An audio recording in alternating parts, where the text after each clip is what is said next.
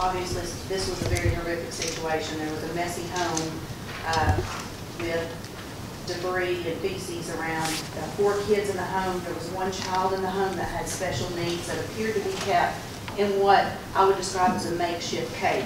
What it actually was it looked like the 2 corners of a crib, the front and the side, that were pushed into the wall. The top was open, but it had the bars, or the wooden bars around the side. Not a cage like you would Not picture a head. No.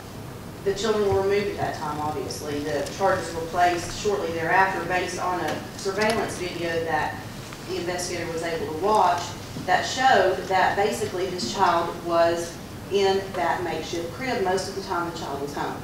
The child was fed through the crib. The children or the parents would bring the child food, and the child would take her clothes off.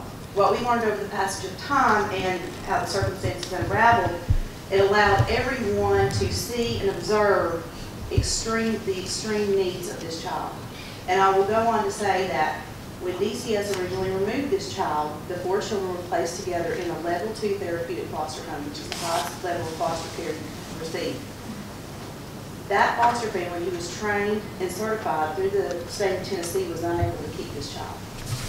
It was discovered that her needs were so high, they said, we can't keep the 3 and her. Somebody, we can't do this. DCS then removed the child, this high needs child, and placed this child into I wouldn't call it psychiatric facility, but like a long-term, full around-the-clock residential facility for people that can't take care of themselves. When we visited, the attorneys and I visited DCS approximately, 9 months or so into the prosecution of this case. We met with the case manager there, who informed us that they, in turn, had problems with placing this child. Overall, she is manageable now at that level. They indicated that they will be keeping her in that residential facility until she's an adult, and then she will go on to another facility as their goal with additional services.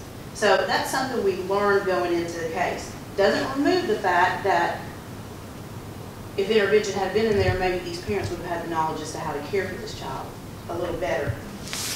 This child is the natural child of both these folks? Yes. Now, prior to law intervention and DCS intervention, there was absolutely no services in this home at all, which is unimaginable in today's society that we know that we can access services. Mr. Sparks had been doing this by himself. He never had anyone been in the home as far as providing services, giving them relief, or giving them assistance. I don't know if they just chose not to have those services or didn't have the knowledge to be able to find them. Regardless, Mr. Sparks and Ms. Laws were put under a strict parenting plan with the Department of Children's Services, where they had to go through, obviously, many hurdles. Mr. Sparks was able to complete that plan. They sang his praises and said he did everything that they asked him to do. The 3 children were returned to his care. The 1 child obviously remains in a residential facility. Now, Ms. Laws was unable to complete the plan of care, and one of the requirements of the Department of Children's Services was that this had been a problem in the past. Mr. Sparks tended to be the primary caregiver, and Ms. Laws has some side issues that would, I'm going to say, maybe interfere with their ability to care for the children properly. So at that point, DCS intervened and said, Mr. Sparks, you've done everything you need to do, but we're not placing these kids back in your home until Ms. Laws completes the permanency plan, which she hasn't to this day. So Mr. Laws took appropriate steps to get his children back and to abide by that court order of not allowing Ms. Laws to be around except under whatever supervised visitation they have provided. It took professionals and a passage of time before we were able to determine the extreme needs of this child. In the state's position, it doesn't alleviate or, it doesn't discount the fact that we feel the child should have had those services long ago. This child maybe should have been put in a different type of environment. But when you look at it in the circumstances that we have, we found that everybody at this point is the best thing to happen at this point. And this is a compromise plea because obviously these parties, through their attorneys, had indicated their reluctance to take it, especially after we learned all this detailed information. But it doesn't excuse the fact that they had the obligation on the front end to find these things out. And it took this extreme intervention for us to be able to do that. And that's the reason that we have reduced it to a compromise plea that includes a child neglect conviction. The child's medical care, was the child not taken to a physician where a physician would have seen the child's need and referred services? I don't know. I believe she told us that the child was up to date on the immunizations, that wasn't a concern there. They were calling this so-called cage what it was not a cage.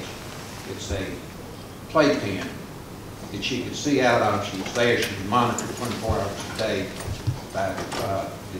so that he could know where she was. She had a brother and sister who shared the same room frequently to watch television with her. This was not a cage. And if anyone doubts that, look at on the internet or on catalogs that I can furnish them of things that are cages that are approved for autistic children. This child did not need that. She had a father that was a loving father, took her on vacations. She had her own swimming pool, bathing suit. She went to school every day. She was taken to rode her school bus. He was on call 2 hours or 2 miles from the school to respond anytime she had a problem at school. He responded to that. He and the mother of his children have had a stormy relationship. There's an addiction problem, and these children and their father, the remaining children, the twins that are 15 and another is 12, are perfectly normal. They're in school today, as a matter of fact. They would be here on behalf of their father. All right, so the child at issue was in school, was taken to? No, she was under, yes, the one that was taken from him was in school. And we did interview the teachers as well. I mean, we received information that she had needs at school, that when they couldn't be met, Mr. Sparks would be the one to respond and would be able to handle the situation. They didn't have any concerns at the school level. You know, maybe that being a limited time period, but she was in resource or specialized classes the entire day. Well, I'm relieved at that. So there was outside inspection of the child, so to speak, by teachers, physicians, etc. Okay. But the way the state initially described it sounded like she was in a cage 24 hours a day, 7 days a week. Even if it's a playpen or a crib that's modified for containing the child, it sounded at best draconian to me, but that's not the case. She was able to go to school. She took her out to the school bus, and she got on the school bus and rode to school. Came home on the school bus, I assume. He was there at home at all times. All right, thank you. Thank you for that explanation.